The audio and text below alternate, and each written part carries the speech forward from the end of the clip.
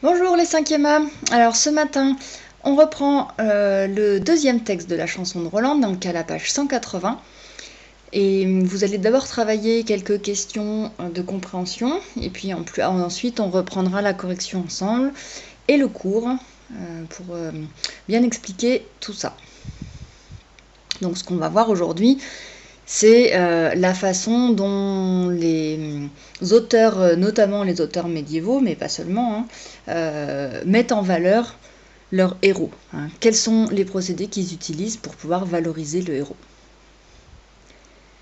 Donc on avait laissé Roland et Olivier, avec l'arrière-garde de l'armée de Charlemagne, qui s'apprêtait à combattre l'armée des Sarrasins, sachant qu'ils n'étaient pas d'accord sur la conduite à tenir. Et là, cette fois, c'est vraiment la bataille. Et on va voir comment ça se passe. Alors, petite précision, je ne crois pas vous l'avoir déjà donné. Les paragraphes, enfin les strophes que vous avez, puisque ce sont des vers, on appelle ça des laisses. Dans la chanson de geste, on parle de laisses. Donc là, vous avez les laisses 104, 105 et 106.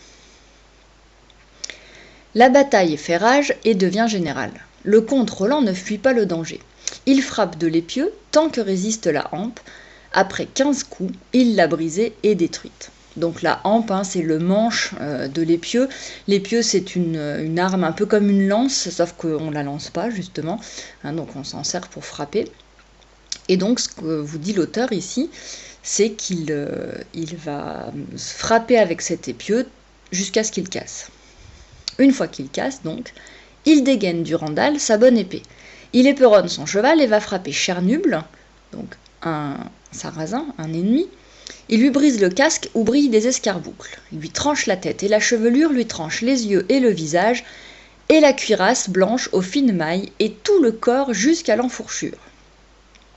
À travers la selle plaquée d'or, l'épée atteint le corps du cheval, lui tranche l'échine sans chercher la jointure, et il l'abat raide mort dans le pré sur l'herbe drue. Le comte Roland par le champ chevauche. Il tire Durandal qui tranche et taille bien.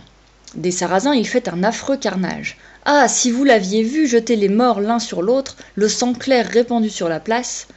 Il en a ensanglanté sa cuirasse et ses bras, et son bon cheval à l'encolure et aux épaules. Et Olivier, pour frapper, n'est pas en retard. Les 12 pairs ne méritent aucun reproche, et les Français frappent à coups redoublés. Les païens meurent, d'autres se pâment. L'archevêque s'écrie « Bénis soient nos barons ». Il crie « Montjoie », c'est le cri de guerre de Charles. Et Olivier chevauche parmi la mêlée. De sa lance brisée, il n'a plus qu'un tronçon. Il va frapper un païen, Malsaron, lui brise son bouclier couvert d'or et de fleurs, lui fait de la tête sauter les 2 yeux et la cervelle lui tombe jusqu'aux pieds. Il l'abat mort avec 700 des leurs. Puis il a tué Turgis et Esturgot. Sa lance se brise et se fend jusqu'au poing. Roland lui dit « Compagnon, que faites-vous ? Dans une telle bataille, je ne veux pas d'un bâton. Le fer et l'acier doivent prévaloir. Où est donc votre épée qui se nomme Haute-Claire ? La poignée en est d'or et le pommeau de cristal. » Je n'ai pu la tirer, lui répond Olivier, car à frapper, j'avais tant de besogne.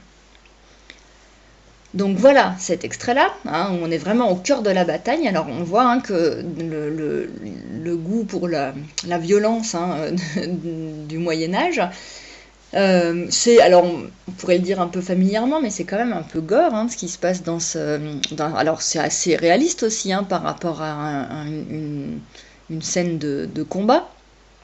Mais on n'est pas forcément habitué à avoir tous ces détails-là dans un texte. Donc ce que vous allez faire pour le moment, alors on va noter le titre, mais vous allez faire les questions de compréhension, c'est les 5 premières là. Un récit spectaculaire, un combat invraisemblable, donc ces 5 questions-là. Vous reprenez bien parmi les détails du texte pour pouvoir répondre correctement à tout ça. Alors on va noter tout de suite le titre, comme ça vous pourrez faire les questions juste en dessous.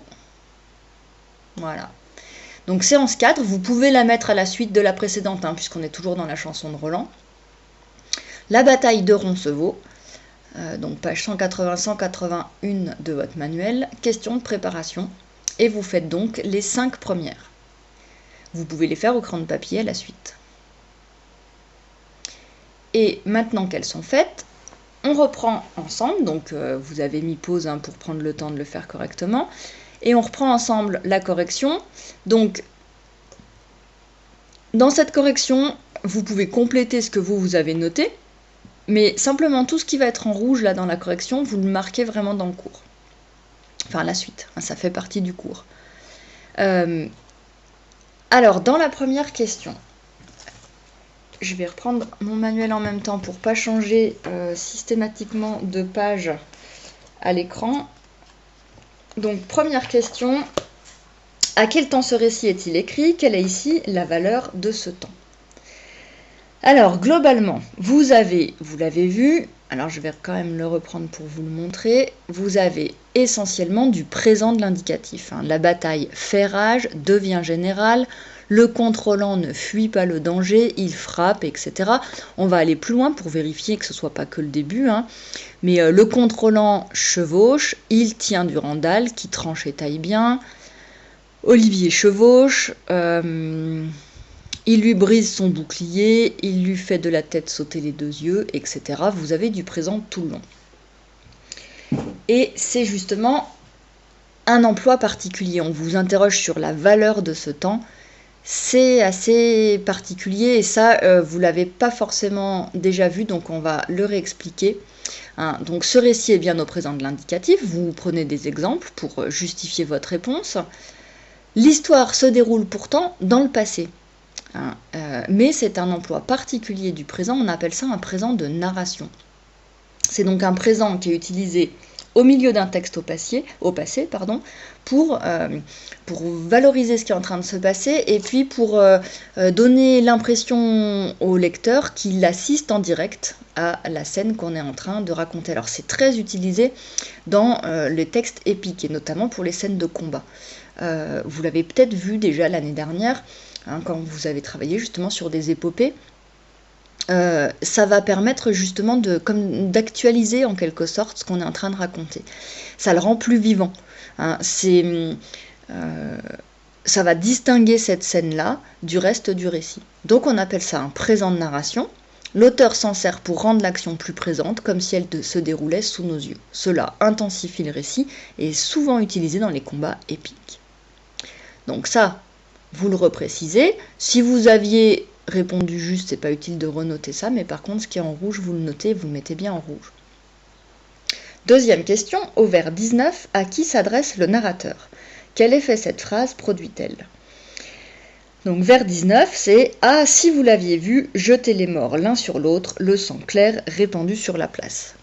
Évidemment que l'auteur s'adresse directement au lecteur, puisqu'il l'interpelle avec la deuxième personne du pluriel, le « vous », ça s'adresse forcément au lecteur. C'est comme si lui-même, l'auteur, avait assisté à la scène. Et en quelque sorte, il regrette que ce ne soit pas le cas du lecteur. Ah, si vous l'aviez vu, c'est-à-dire que si vous aviez eu cette chance-là, que moi, visiblement, j'ai eu, en tout cas ce que dit l'auteur, il cherche, là encore, à valoriser les exploits des chevaliers, à montrer toute son admiration. On a aussi, évidemment, les exclamations, ah, si vous l'aviez vu, et etc., répandu sur la place, point d'exclamation. Donc cette interjection ici, l'utilisation des points d'exclamation va vraiment sortir, c'est comme s'il faisait un peu une pause dans son récit pour pouvoir faire un commentaire et on l'utilise tout le temps en fait quand on raconte quelque chose à l'oral pour redonner un petit peu de tension à ce qu'on est en train de raconter, pour impliquer davantage celui à qui on est en train de raconter les choses. C'est exactement ce que fait l'auteur ici. Troisième question. Relevez les verbes appartenant au champ lexical du combat. Quel verbe est répété? Alors, le champ lexical du combat, le champ lexical, je vous rappelle que ce sont tous les termes qui reprennent, qui vont parler d'une même notion. Ici, on vous demande justement tout ce qui appartient au combat, et essentiellement, parce qu'il y a quasiment tout en fait, tout le texte appartient au combat, mais on vous demande de vous concentrer sur les verbes. Et vous en avez beaucoup. Vous avez évidemment frappé, brisé, détruire, dégainer, on a de nouveau frappé, brisé, encore une fois, tranché, trancher,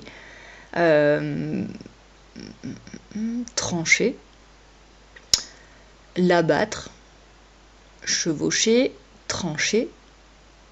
Donc vous avez déjà, évidemment, en écoutant, vous l'aviez sans doute repéré tout seul, hein, mais le verbe qui est répété, c'est bien évidemment trancher. Alors il y en a plein, hein, vous avez frappé, qui est aussi quand même répété plusieurs fois. On a ici, on l'a encore là, on l'avait au début. Je vais voir un petit peu plus loin. Alors chevaucher, évidemment, puisqu'on a les déplacements, hein, pendant le combat. Frapper, de nouveau. Briser, encore une fois. Faire sauter les deux yeux de la tête, évidemment. On va être dans le combat. Abattre, encore une fois. Vous voyez qu'on est un petit peu sur le même schéma quand on décrit les actions de Roland et ensuite celles d'Olivier, hein, pour montrer qu'il n'y en a pas un moins bon que l'autre, qui sont tous les deux entièrement impliqués dans le combat et qui font un vrai carnage. Donc vous en avez pas mal des verbes qui appartiennent au champ lexical du combat. Celui qui est essentiellement répété, on l'a dit, c'est trancher. Et on va reprendre frapper aussi. Donc frapper et trancher sont souvent répétés, cela souligne la violence du combat. J'ai pas repris, hein, tout ce qu'on a dit là à l'oral, vous l'avez sans doute repéré, donc je vais pas vous le faire renoter, mais vous avez tous les termes, tous les verbes avant, hein, qu'on a donnés, vous les mettez bien entre guillemets pour montrer qu'ils viennent du texte. Frapper, trancher, bien évidemment, ce sont des verbes qui expriment une certaine violence. Alors on est dans le combat, la bataille, mais en plus on est dans la violence et notamment avec tous les compléments qui y sont associés. On y reviendra un petit peu plus loin. Quatrième question, en quoi le meurtre de Chernuble dans la première laisse est-il invraisemblable? Justifiez votre réponse en citant le texte. Alors on va le relire, mais je pense que vous avez tous saisi ce qui se passait. Donc Roland s'attaque, alors il a frappé tout un tas de sarrasins déjà, qu'on va appeler aussi les païens, hein, parce que ce sont les non-chrétiens. Il dégaine Durandal sa bonne épée, il éperonne son cheval et va frapper Chernuble. Alors au passage, quand on nomme les ennemis, c'est qu'on veut aussi les distinguer, hein, comme on l'avait vu par exemple dans le combat entre Achille et Hector. Si ça vaut la peine de le nommer, c'est que c'est pas n'importe quel ennemi, hein. Chernuble, vous avez Malsaron aussi, qui est l'adversaire d'Olivier. Chernuble, c'est celui de Roland. Évidemment que c'est pour les distinguer de la masse des soldats ennemis, parce que ce sont des chevaliers importants, et donc valeureux, bien sûr. Donc il va frapper Chernuble, il lui brise le casque, où brillent des escarboucles.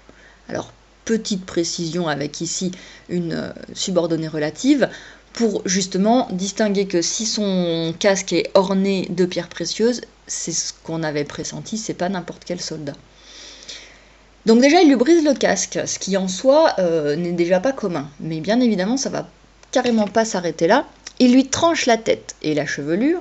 Alors, trancher la tête du même coup d'épée après avoir brisé le casque, et tout le corps jusqu'à l'enfourchure, c'est-à-dire justement vraiment jusqu'à la taille, hein, c'est-à-dire l'endroit où il va enfourcher son cheval. Donc d'un seul coup d'épée, il tranche le casque, la tête, tout le corps, mais il s'arrête pas là. À travers la selle plaquée d'or, donc qui pourtant devrait quand même être résistante, l'épée atteint le corps du cheval, lui tranche l'échine, donc le dos, sans chercher la jointure, c'est-à-dire sans faire attention à passer entre les os, et il l'abat de mort dans le pré sur l'herbe drue. Donc, vous voyez tous les dégâts qu'il a causés sur son ennemi, et il l'a fait d'un seul coup d'épée. Hein, vous voyez justement, il éperonne et va frapper, et tout ça, c'est du même coup d'épée. Bien évidemment que c'est très exagéré, ça semble complètement improbable, c'est impossible. Donc on est bien sûr dans l'exagération qui va permettre de valoriser les actes du héros. On va noter ça tout de suite. Donc, Le meurtre de Chernuble semble improbable car d'un seul et unique coup d'épée, Roland a tranché le casque, la tête, les yeux et le visage, la cuirasse et tout le corps jusqu'à l'enfourchure. Cela est déjà énorme, mais l'auteur ne s'arrête pas là. Du même coup d'épée, Roland passe à travers la selle et tranche l'échine du cheval. Cela est complètement invraisemblable car très exagéré. Bien évidemment que c'est pas ce qui a dû se produire, mais c'est la façon dont l'auteur raconte le combat de Roland en cherchant à le mettre en valeur. Et ça aussi, on parle des auteurs du Moyen-Âge, mais en fait, c'est ce qu'on fait tous quand on raconte quelque chose. Si on veut vraiment le mettre en valeur, on va avoir tendance à exagérer. Donc c'est exactement les mêmes techniques. Et puis la dernière question, combien d'ennemis sont tués par les Français ? Que pensez-vous de ce nombre? Alors les Français, on se demandait dans l'extrait précédent combien ils étaient exactement, puisqu'on ne nous l'avait pas dit. Ici, on a une petite précision. Alors il faut que je la retrouve, mais on parle des 12 pairs. Ici, les 12 pairs ne méritent aucun reproche, donc les compagnons. Les 12 compagnons, donc c'était vraiment une petite arrière-garde, une petite troupe, et on comprend l'inquiétude qu'avait Olivier, puisque justement, ils vont affronter à eux seuls toute l'armée des Sarrasins. Les 12 pairs ne méritent aucun reproche, et les Français frappent à coups redoublés. Donc on voit bien qu'ils font énormément de dégâts. Alors là, on a les détails d'un corps à corps en particulier. Mais on sait que la bataille est générale. Donc on va essayer de voir. Donc ici, il en a déjà frappé et tué plein, mais on ne sait pas exactement combien, puisque ça c'est avant qu'il dégaine son épée. On a Chernuble qui est distingué. Ensuite, il continue, il fait un affreux carnage, mais on ne nous dit pas exactement combien. Si vous l'aviez vu jeter les morts l'un sur l'autre, le sang clair répandu sur la place, c'est-à-dire sur le lieu, la prairie où ils sont en train de se battre. Là encore, c'est un affreux carnage, mais c'est pas dénombré, on ne sait pas exactement combien. Seulement, il a tellement blessé et tué qu'il est recouvert de sang, ainsi que tout l'avant de son cheval. Mais là encore, on ne sait pas exactement. On nous parle ensuite d'Olivier. Les païens meurent, d'autres se pâment, c'est-à-dire qu'ils s'évanouissent et qu'ils n'en sont pas très loin. Là encore, on n'a pas de nombre précis.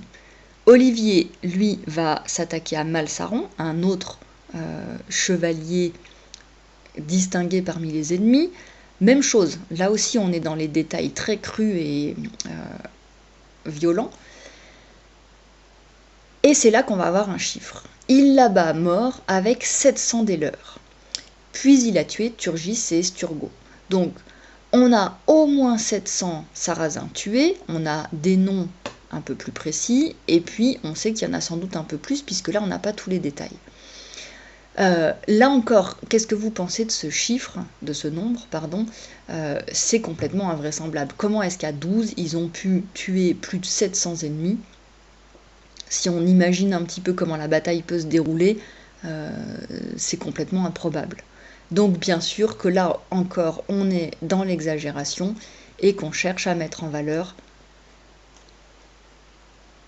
les chevaliers dont on parle, c'est-à-dire Roland en particulier, et Olivier et les membres de l'arrière-garde. Donc les Français, qu'on savait peu nombreux, donc une douzaine, ont tué plus de 700 ennemis, c'est ce qui nous est donné au vers 35.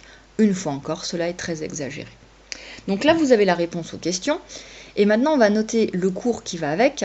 Alors c'est assez long du coup pour aujourd'hui. Si vous voulez le faire en plusieurs fois, vous terminez avec la leçon demain ou après-demain, il n'y a pas de problème. Vendredi pour le coup, ce sera plus léger. On verra juste le dernier extrait de la chanson de Roland, et puis après je vous donnerai quelques liens pour aller vous balader, découvrir un petit peu plus le texte, et on travaillera sur les enluminures aussi. Donc la leçon, la voici. On trouve donc dans cet extrait toutes les caractéristiques des récits de combat, que ce soit dans les chansons de geste ou dans les romans de chevalerie. Donc romans de chevalerie, on le travaillera après. L'auteur utilise des verbes d'action, donc trancher, frapper, briser, etc., qui soulignent la violence du combat. Et cette violence, elle est en particulier associée à Roland et Olivier, puisque ce sont les deux chevaliers qu'on veut mettre en valeur. Ce champ lexical est développé, hein, celui de la violence. Les armes, évidemment, épieu, hampe, épée, lance, bouclier, etc. Et la violence, rage, raide mort, affreux carnage. J'ai pas remis ici les extraits hein, sur la cervelle qui saute et les yeux, etc. Mais vous les aurez trouvés. La description de la mort de Chernuble, tué par Roland, et de Malsaron, tué par Olivier. Alors les descriptions, pardon, parce que sinon la phrase, elle sera pas juste. Donc les descriptions de la mort de Chernuble d'une part et de Malsaron d'autre part sont sanglantes et remplies de détails. Hein, c'est dans les vers 5 à 15 et 31 à 35. Toutes ces amplifications exagèrent la réalité. Elles mettent en valeur la force et le courage du chevalier. L'auteur, dans sa façon de raconter cette guerre, construit la légende de Roland. Hein, c'est-à-dire que c'est le seul témoin de ce qui s'est passé.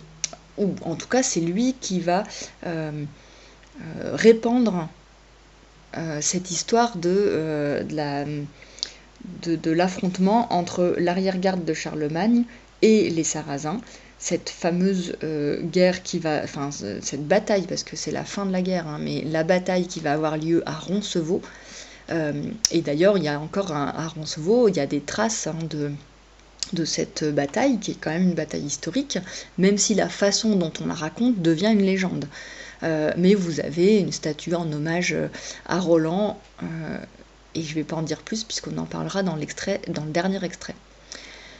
Les commentaires du narrateur, comme ceux qu'on a vus au vers 19-20, montrent l'admiration éprouvée, entraînent le lecteur, malgré le côté invraisemblable. Cet extrait illustre bien le style épique, caractéristique des chansons de geste et de toutes les épopées. La chanson de geste, hein, donc on l'a redit, hein, ça vient justement du latin, signifie exploit guerrier, raconte les combats de la guerre en insistant sur les exploits d'un chevalier en particulier.